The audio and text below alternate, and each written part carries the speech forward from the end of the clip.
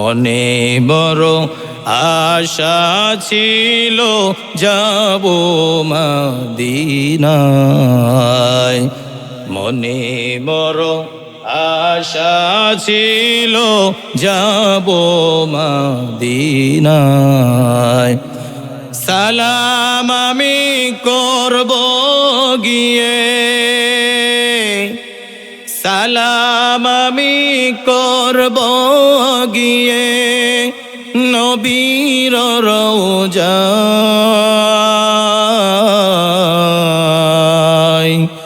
মনে বড় আশা ছিল যাব মদিনায়।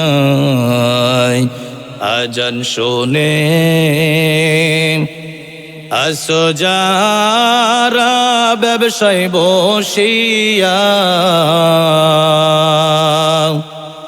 তাদের জন্য কাঁদেন নবী মদিনায়, তাদের জন্য কাঁদেন নবী মদিনায়। ওয়া নাশহাদু আল্লা ইলাহা ইল্লাল্লাহু ওয়াহদাহু লা শারীকা লাহু ونشهد أن سيدنا وسندنا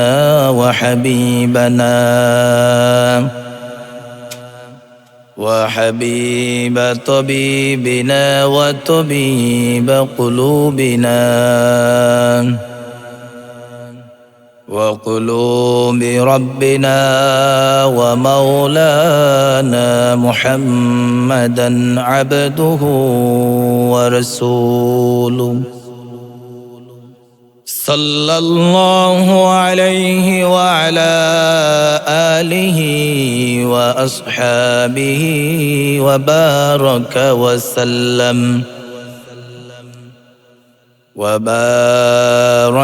وسلم تسليما كثيرا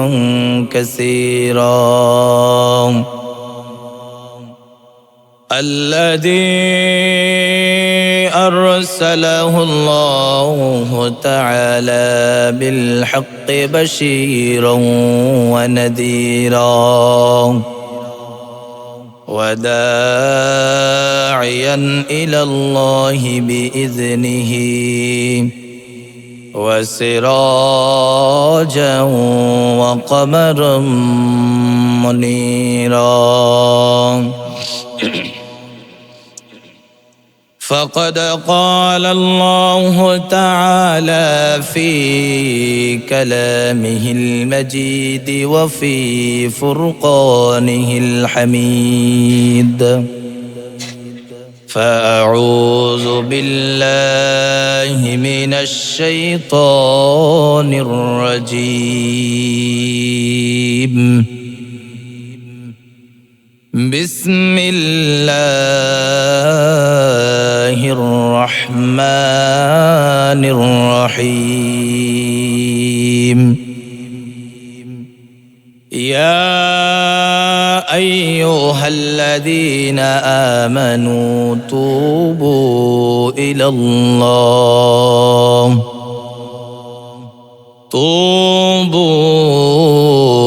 الله توبة نصوحا. وقال النبي صلى الله عليه وسلم: التائب من الذنب كمن لا ذنب له، أو كما قال عليه الصلاة والسلام. শিমুল গাছে কে দিল রে, শিমুল গাছে কে দিল রে, নরম নরম তুলা, চতর মাসে কার আদেশে জমিন মাঝে ধুলা লতার গাছে কে দিল রে এত সুন্দর কদু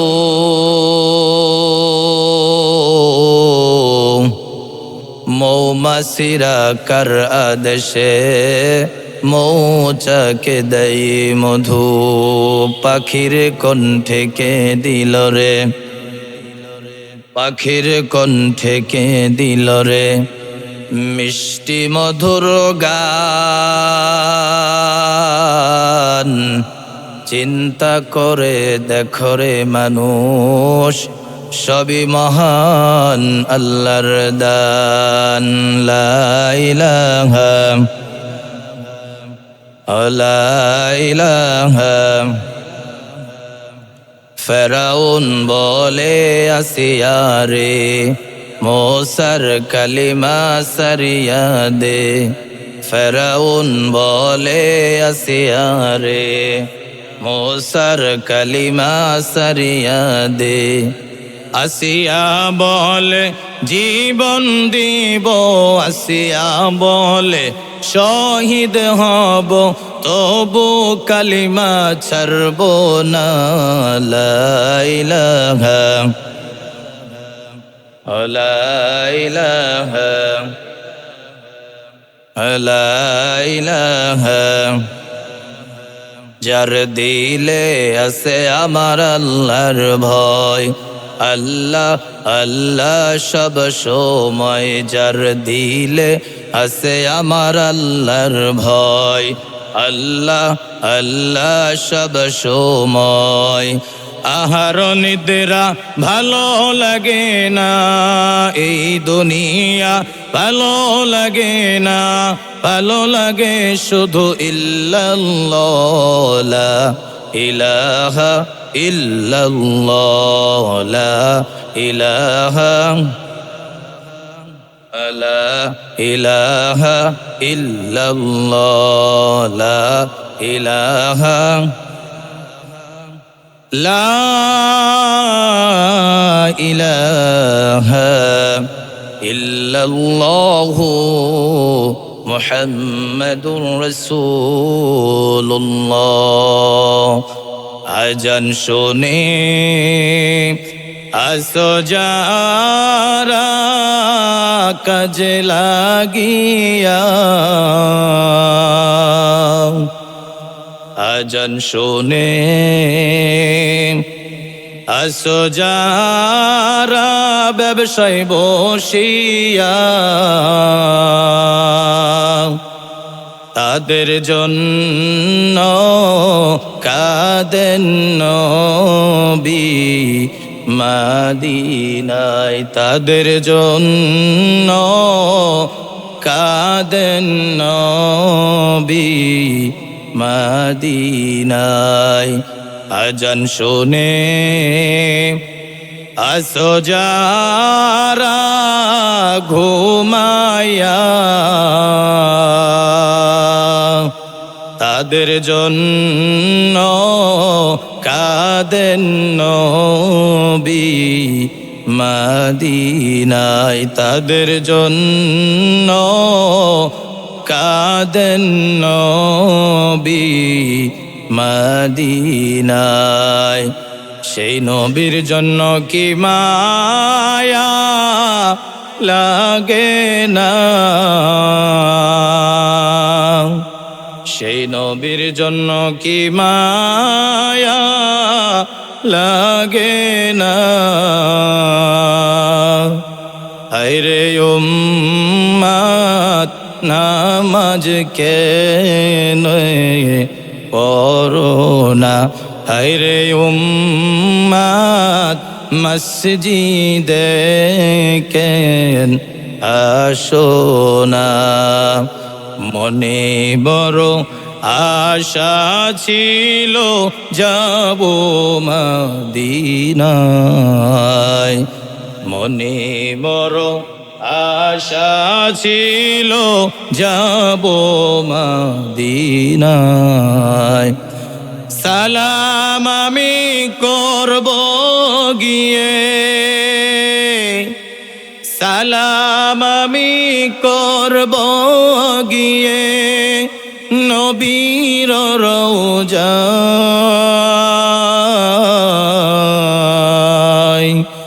মনে বড় আশা ছিল যাব মদিনায়। মনে বড় আশা ছিল যাব মদিনায়। আরব সাগর পারি দেব নাই কো আমার তোরি, পাখি নয় তো করে যাব ডানাতে ভর করি। আশায় আছে সম্বল নাই, আশায় আছে সম্বল নাই, করি কি উপায়।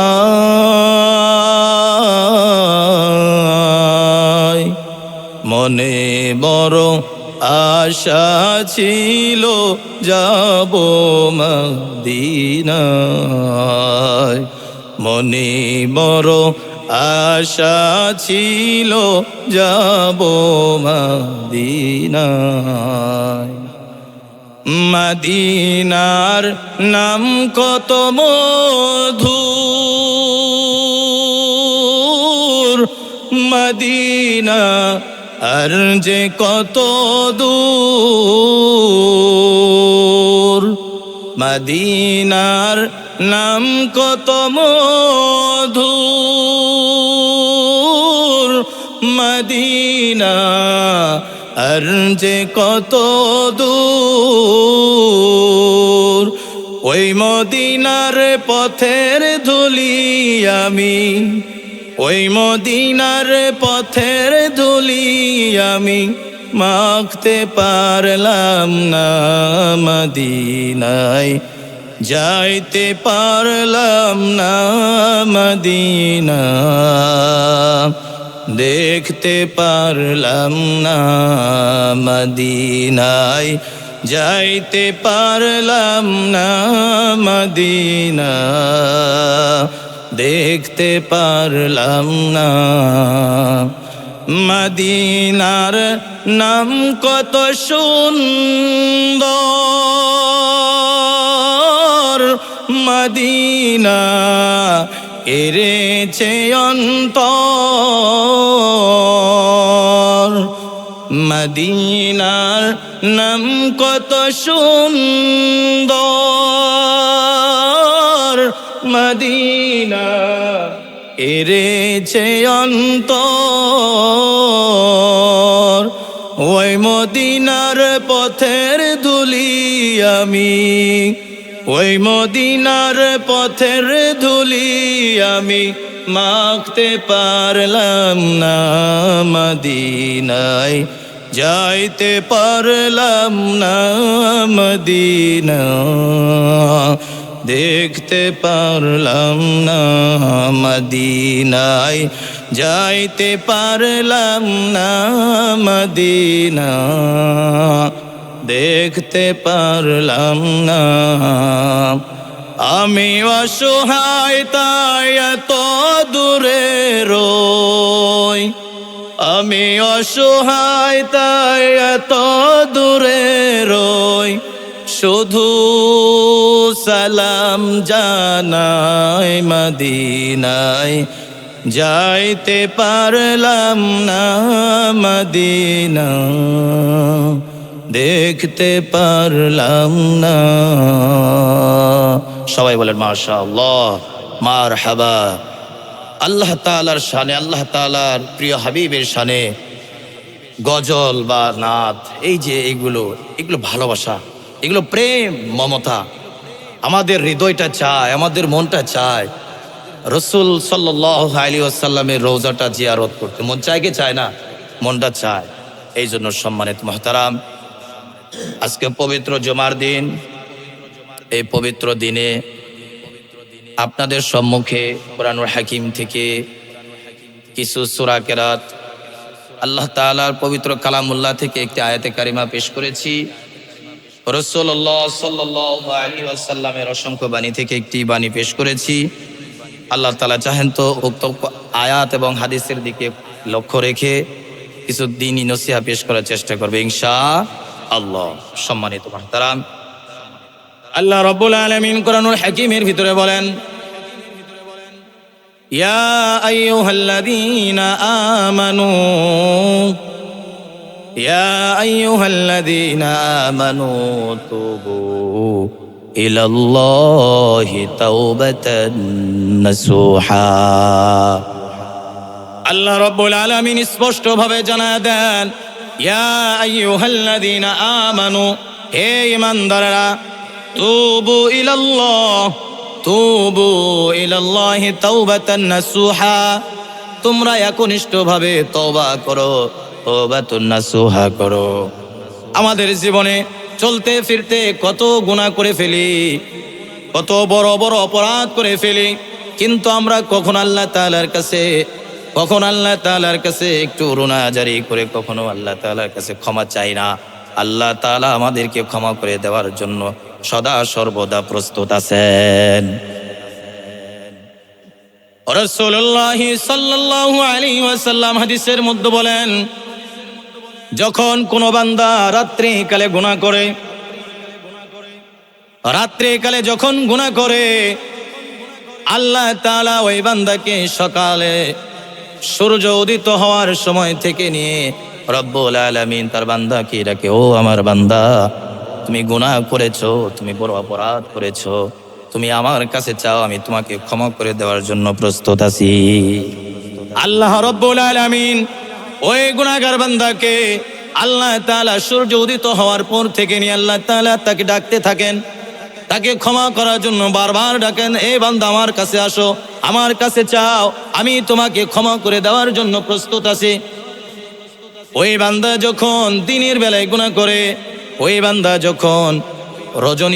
যখন দিনের বেলায় গুনাহ করে, আল্লাহ তাআলা মাগরিবের পর থেকে নিয়ে সূর্য উদিত হওয়া পর্যন্ত আল্লাহ তাআলা সারাটা রজনী ওই বান্দাকে ডাকতে থাকেন, হে আমার বান্দা, তুমি বড় অপরাধ করেছো, তুমি গুনাহ করেছো, তুমি আমার কাছে চাও, আমি তোমাকে ক্ষমা করে দেওয়ার জন্য প্রস্তুত আছি। তাহলে বোঝা গেল আল্লাহ তাআলা আমাদেরকে ক্ষমা করে দেওয়ার জন্য সদা সর্বদা প্রস্তুত আছেন, কিন্তু আমাদের গুনাহের জন্য আমরা নিজেরাই সতর্ক নয়। কথা বলেন ঠিক কিনা? আমাদের গুনাহের জন্য আমরা নিজেরা অপরাধ করেছি, আমরা আল্লাহ তাআলার কাছে কাকুতি মিনতির সাথে আমাদের অপরাধগুলোকে স্বীকার করব, এতটুকু আমাদের ভিতরে নাই। আমাদের ভিতরে অহংকার দিয়ে ভরে গেছে। আল্লাহ তাআলার কাছে একটু নত হব, এই নত হওয়ার সময়টুকু আমাদের কাছে আর সময় মিলে না। এই জন্য আমাদের গুনাহ সদা সর্বদা বড় বড় গুনাহ আমাদের দ্বারা সংঘটিত হয়ে থাকে, কিন্তু আমরা সেই গুনাহগুলোকে গুনাহই মনে করি, সেই গুনাহগুলোকে আমরা কখনো গুনাহই মনে করি না। আল্লাহ তাআলার এই জমিনে আপনি যখনই গুনাহ করবেন, আপনাকে চারটা বিষয় কাল হাসরের ময়দানে আপনার বিরুদ্ধে সাক্ষী হবে। কয়টা বিষয়? চারটা বিষয়। এক নাম্বার হলো, আপনি যদি কোনো গুনাহ করতে চান, সেই গুনাহটা কোনো না কোনো একটা জায়গাতে করতে হবে। এখন আপনি যে জায়গাতে গুনাহ করতেছেন, ওই জায়গাটা কাল হাসরের ময়দানে আপনার জন্য বড় আপনার বিরুদ্ধে সাক্ষী হয়ে দাঁড়াবে। দুই নাম্বার হলো, আপনি যখন কোনো গুনাহ করবেন, কোনো না কোনো একটা অঙ্গ প্রত্যঙ্গ লাগবে। গুনাহ করতে গেলে কোনো না কোনো একটা অঙ্গ লাগবে। হয়তো আপনি হাত দ্বারা গুনাহ করবেন, অথবা আপনি চক্ষু দ্বারা গুনাহ করবেন, অথবা আপনার জবান দ্বারা গুনাহ করবেন, অথবা আপনার পা দ্বারা গুনাহ করবেন। এই অঙ্গ প্রত্যঙ্গগুলো কাল হাসরের ময়দানে আপনার আমার বিরুদ্ধে সাক্ষী হয়ে যাবে। আল্লাহ রাব্বুল আলামিন স্পষ্ট ভাষায় জানায় দেন যে কাল হাসরের ময়দানে আপনি যে গুনাহগুলো করেছেন, আপনার জবান আপনার বিরুদ্ধে সাক্ষী হবে। আপনি হয়তো জবান দিয়ে বলতে চাবেন না, কিন্তু কাল হাসরের ময়দানে আল্লাহ রাব্বুল আলামিন আপনার মুখের উপর মোহর মেরে দিবে। আপনার মুখটাকে বন্ধ করে দিবে। আর আপনার মুখ যখন বন্ধ হয়ে যাবে তখন অন্যান্য অঙ্গ প্রত্যঙ্গগুলো কথা বলবে।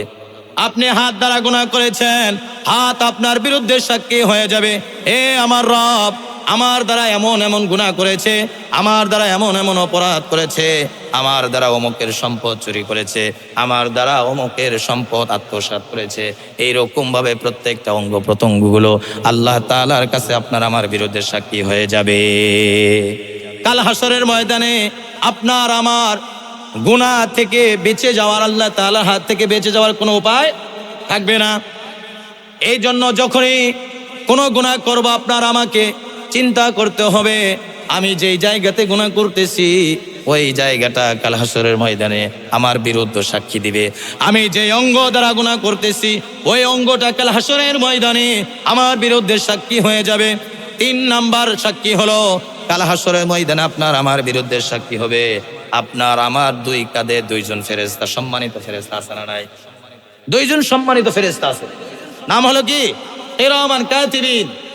এই কিরামান কাতিবিন কাল হাসরের ময়দানে আপনার আমার বিরুদ্ধে কাল হাসরের ময়দানে আল্লাহ তাআলার দরবারে সাক্ষী হয়ে যাবে। তাহলে বাঁচার কোনো পথ আছে? বাঁচার কোনো পথ নাই। আপনি আমি গুনাহ করতেছি আর ভাবতেছি দুনিয়ার জমিনে হয়তোবা আপনি আপনার বন্ধু থেকে আড়াল হতে পারতেছেন, আপনি আপনার মা বাবা থেকে আড়াল হতে পারতেছেন, আপনি আপনার পাড়ার প্রতিবেশী থেকে আড়াল করতে পারতেছেন, কিন্তু স্বয়ং আল্লাহ তাআলা নিজের চোখে আপনার এই গুনাহগুলো দেখতেছেন কি দেখতেছেন না?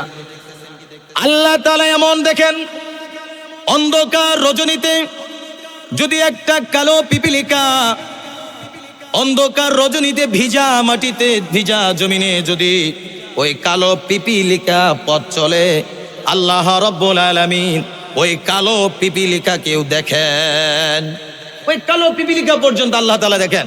শুধু দেখেন তাই না, আপনি আমি ধারণা করে থাকি আমরা ছোট্ট ছোট্ট কথা বলি অথবা আমরা মনের ভিতরে ধারণা করি, গুনাহের ধারণা করি, মনে করেন যে আল্লাহ তাআলা হয়তো অন্তরের খবর জানবে না বা বুঝবে না, কিন্তু আল্লাহ তাআলা স্পষ্ট ভাবে জানায় দেন যে আল্লাহ রাব্বুল আলামিন ওই অন্ধকার রজনীতে কালো পিপিলিকা ভিজা জমিনে চলা আল্লাহ তাআলা যেরকম ভাবে দেখেন ঠিক ওই ছোট্ট ছোট্ট পাগুলো দিয়ে পিপিলিকা যখন পথ চলে ওই পায়ের খটখট আওয়াজ আল্লাহ তাআলার কান পর্যন্ত পৌঁছে যায়।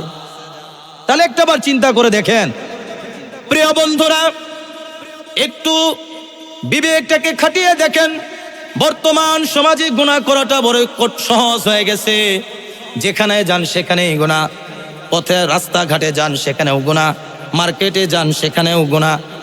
আল্লাহ রাসূল সাল্লাল্লাহু আলাইহি ওয়াসাল্লাম বলেছেন শেষ জামানায় এমন একটা সময় আসবে, এমন একটা মুহূর্ত আসবে আপনার ঈমানকে টিকে রাখাটা বড় কষ্টদায়ক হয়ে যাবে। আপনার ঈমান টিকে রাখাটা এমন একটা কষ্টদায়ক হয়ে যাবে যেই সময়টা আপনি সকালবেলা ঈমান নিয়ে বের হয়েছেন, বের হয়ে চলে গেছেন, বিকাল বেলা এমন একটা সময় চলে আসবে যে আপনি ঈমান হারা হয়ে ঘরে ফিরে আসবেন। এমন একটা সময় চলে আসবে যেই সময় আপনার ঈমানটাকে টিকে রাখাটা বড় কষ্টদায়ক হয়ে যাবে। আল্লাহ রাসূল বলেন যে শেষ জামানা সময়টা এমন হবে যে জ্বলন্ত আগুনের টুকরা যদি আপনি হাতের মুঠোয় নেন, হাতের তালুতে নেন, জ্বলন্ত আগুন যদি আপনি হাতের তালুতে নেন, তাহলে এই আগুনটা তালুর ভিতরে রাখাটা যতটা কষ্টদায়ক হয়ে যাবে, যতটা কষ্ট হবে এর চাইতেও বেশি কষ্ট হবে শেষ জামানায় ঈমানকে টিকে রাখা। কথা বলেন শেষ জামানায় এমন একটা সময় চলে আসবে। প্রিয় বন্ধুরা, আপনি যদি আলোচনা শুনেন মনোযোগ সহকারে, দিনের কথাগুলো যদি শুনেন, আমলের নিয়তে যদি শুনেন, আল্লাহ তাআলার একটা কোরআনের একটা আয়াতই যথেষ্ট। রাসূলুল্লাহ সাল্লাল্লাহু আলাইহি ওয়াসাল্লামের একটা হাদিসই আপনার জীবনকে বদলে দেওয়ার জন্য যথেষ্ট। কথা বলেন ঠিক কিনা? একটা হাদিস, একটা আয়াত আপনার আমার জীবনকে বদলে দেওয়ার জন্য যথেষ্ট যদি আমলের নিয়তে শোনা হয়। কিন্তু আমরা শত শত আলোচনা শুনি, শত শত হাদিসের কথা শুনি, শত শত কুরআনুল কারীমের শত শত আয়াতের তাফসীর শুনি, কিন্তু আমাদের শোনাটা যখন শুনি তখনই, কিন্তু তারপর আর কোনো কাজে লাগে না। প্রিয় বন্ধুরা, বর্তমান সময়ে গুনাহ করাটা বড় সহজ হয়ে গেছে। এখন সময় শীতকাল, এই সময়ে দেখবেন আমার যুবক ভাইয়েরা মোবাইলের পিছনে সময় দিতে দিতে তাদের জিন্দেগি বরবাদ হয়ে গেছে। এমনও ইতিহাস আছে, এমনও ঘটনা পাওয়া যায়, যেই যুবক ভাইয়েরা মোবাইলে ফ্রি ফায়ার খেলতে খেলতে নিজেকে পাগল বানিয়ে ফেলেছে। এমন আছে না নাই? অসংখ্য আছে। শুধু ফ্রি ফায়ার খেলে তাই না, দিনের বেলায় দেখবেন টিম তৈরি হয়ে তারা ফ্রি ফায়ার খেলে, পাবজি গেম খেলে। আবার রাত্রি বেলায় যখন তারা আলাদা আলাদা হয়ে যায়, মা বাবাকে ছেড়ে যখন সে একক একটা রুমের ভিতরে ঢুকে যায় ঘুমানোর জন্য, যখন সে তার বিছানায় শুয়ে পড়ে, যখন চাদর মুড়া দিয়ে ভিতরে ঢুকে পড়ে, ভিতরে ঢোকার পর তার মোবাইলের ভিতরে কি আছে তার মাও জানে না, তার বাবাও জানে না, তার বন্ধু বান্ধবও জানে না। এইদিকে সে মোবাইলের ভিতরে গুনাহ শুরু করে দিয়েছে। কথা বলেন ঠিক কিনা? এরকম অসংখ্য ব্যক্তি আছে, অসংখ্য যুবক ভাই আছে। আমি ওই সমস্ত যুবক ভাইদের পা ধরে বলে যাই, প্রিয় ভাইরা আমার, আর গুনাহ করেন না। একটা গুনাহ যদি আপনি করেন, একটা গুনাহ নিয়ে যদি আপনি কাল হাসরের ময়দানে আপনি উপস্থিত হন, কাল হাসরের ময়দানে কবরটা আপনাকে এমন জোরে চাপ মারবে, ওই কবরের চাপে আপনার এক পাশের পাজরের হাড়গুলো অপর পাশের পাজরের ভিতরে ঢুকে যাবে। কতটা কষ্ট হবে তখন, প্রিয় ভাইয়েরা আমার। এই জন্য আসুন, গুনাহ থেকে বেঁচে থাকতে হবে। একটা গুনাহ যদি করেন, কাল হাসরের ময়দানে এর প্রতিদান পাবেন। আর একটা সওয়াব, একটা নেকিও যদি অর্জন করেন, আপনি এই পরিমাণ নেকিটাও আপনি কাল হাসরের মাঠে পাবেন। আপনি যে গুনাহ করতেছেন, যেই বস্তু দ্বারা গুনাহ করতেছেন, ওই বস্তুটাও কাল হাসরের ময়দানে সাক্ষী হয়ে যাবে। তাহলে আমরা জানলাম চারটা বিষয় আপনার বিরুদ্ধে আমার বিরুদ্ধে সাক্ষী হবে। এক নাম্বার হলো কি, যেই জায়গাতে গুনাহ করা হয়। দুই নাম্বার হলো যেই বস্তু দ্বারা গুনাহ করা হচ্ছে, যেই অঙ্গ প্রত্যঙ্গ দ্বারা গুনাহ করা হচ্ছে, ওই অঙ্গটা আপনার বিরুদ্ধে সাক্ষী হবে। তিন নাম্বার হলো আপনার আমার দুই কাঁধে দুইজন সম্মানিত ফেরেশতা আল্লাহ তাআলা নিযুক্ত করে দিয়েছেন। যে সম্মানিত ফেরেশতাকে আমরা বলি কিরামান কাতিবিন।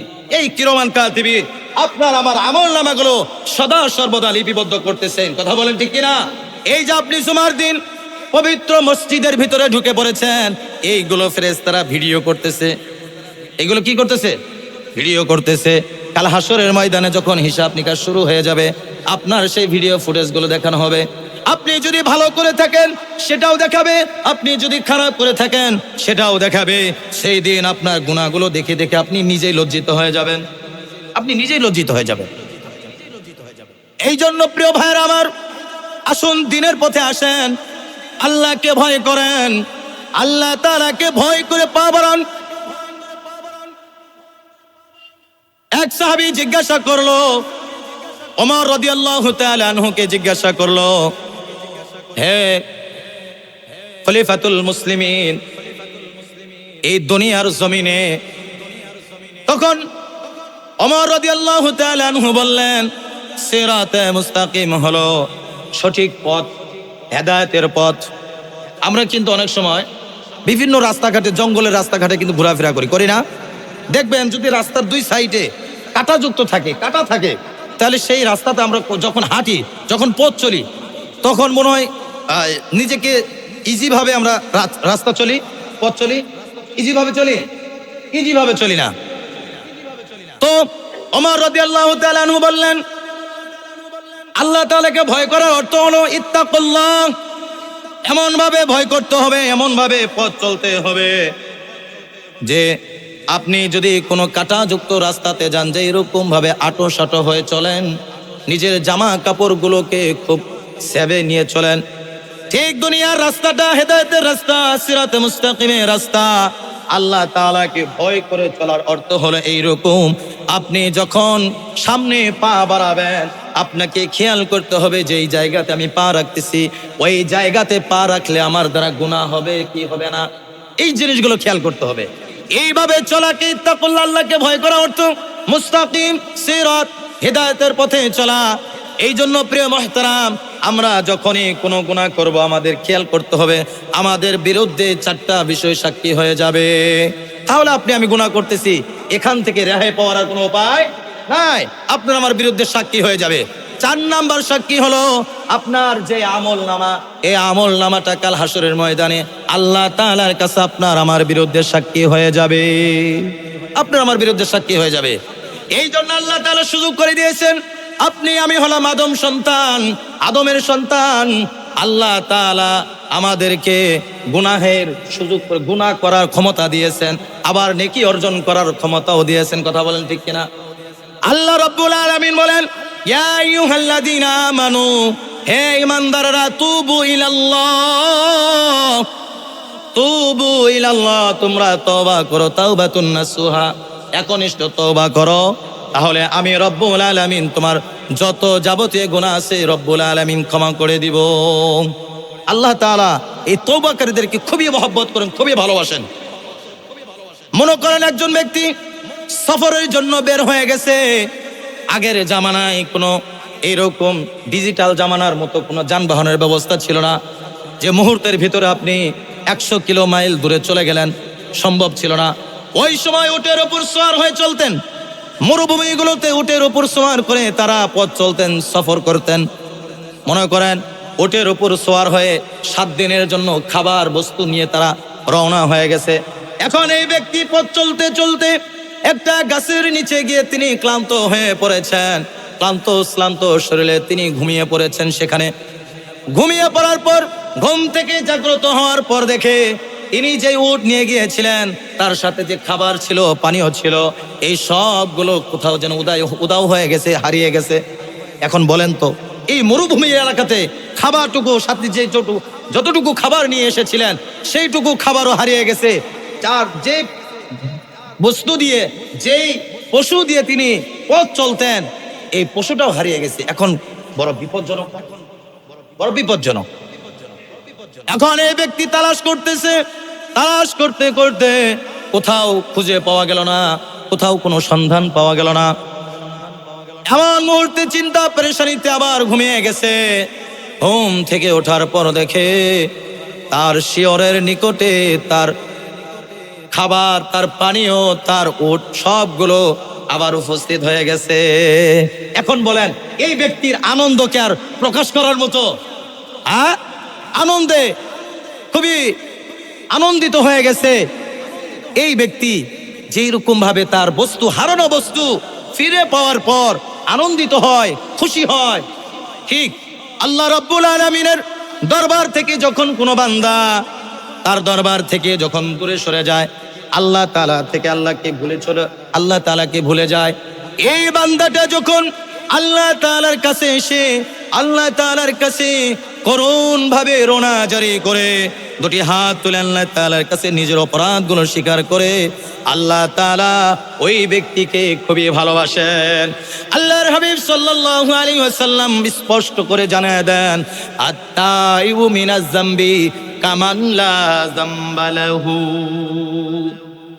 কোন ব্যক্তি যখন গুনাহ করে, গুনাহ করার পর যখন ওই ব্যক্তি আল্লাহ তাআলার কাছে তওবা করে, আল্লাহ তাআলা তাকে এমন ভাবে তার গুনাহগুলো ক্ষমা করে দেন যেন সে কখনো গুনাহই করে নাই, যেন সে কখনো গুনাহই করে নাই। বলেন না সুবহানাল্লাহ। এমন ভাবে আল্লাহ তাআলা তাকে মাফ করে দেন। এই জন্য তওবা করার দরকার আছে না নাই? তওবা করতে হবে। এই জীবনে না করিলাম বন্দেগী, গুনাহ করে কাটাইলাম জিন্দেগি, গুনাহ করে কাটাইলাম জিন্দেগি। তওবা করে আবার তওবা ভাঙ্গিলাম, অবশেষে খাঁটি তওবা করিলাম, অবশেষে খাঁটি তওবা করিলাম। এ জীবনে না করিলাম বন্দেগি, গুনাহ করে কাটাইলাম জিন্দেগি। এই জীবনটা আমাদের শুধু গুনার ভিতর দিয়ে পার হয়ে যায়, কিন্তু কখনো ভাবেই না যে আমার দ্বারা গুনাহ হচ্ছে, আমাকে তওবা করতে হবে, আমাকে সংশোধন করতে হবে। গুনাহ করতে করতে আপনার আমার কলব, আপনার আমার হৃদয়টা এমন হয়ে গেছে যে এই হৃদয়টা ছিল আয়নার মতো ফ্রেশ, আয়নার মতো পরিষ্কার, যে আয়নার সামনে দাঁড়াইলে নিজের চেহারা দেখা যায়। আপনার এই হৃদয়টা ছিল ঠিক ওই আয়নার মতো। গুনাহ করতে করতে গুনাহ করতে করতে এত পরিমাণ গুনাহ হয়ে গেছে যে ওই হৃদয়টা এখন কালো জখম হয়ে গেছে। ওই হৃদয় আর ইসলামের কথাগুলো প্রবেশ করে না, ওই হৃদয় আর ইসলামের কথাগুলো কাজে করে না। অসুস্থ হৃদয়টা নিয়ে আমরা আসি, এই জন্য আমাদের এই আলোচনাগুলো, নসিহাগুলো আমাদের আমলে নিয়ে আসা সম্ভব হয়। এই জন্য সম্মানিত মুহতারাম প্রিয় যুবক ভাইয়েরা, আপনাদের দুটি পা ধরে যায়, আর গুনাহ করেন না, আর গুনাহ করিয়েন না। আল্লাহ তাআলা কাল হাসরের ময়দানে ছোট্ট থেকে ছোট্ট গুনাহরও হিসাব নেবেন, ছোট্ট থেকে ছোট্ট নেক আমলেরও প্রতিদান আল্লাহ তাআলা দান করবেন। আল্লাহ তাআলা আমাদেরকে এই উক্ত কথাগুলোর উপর আমলযোগ্য কথাগুলোকে আমল করার মতো তৌফিক দান করেন, বলুন আমিন।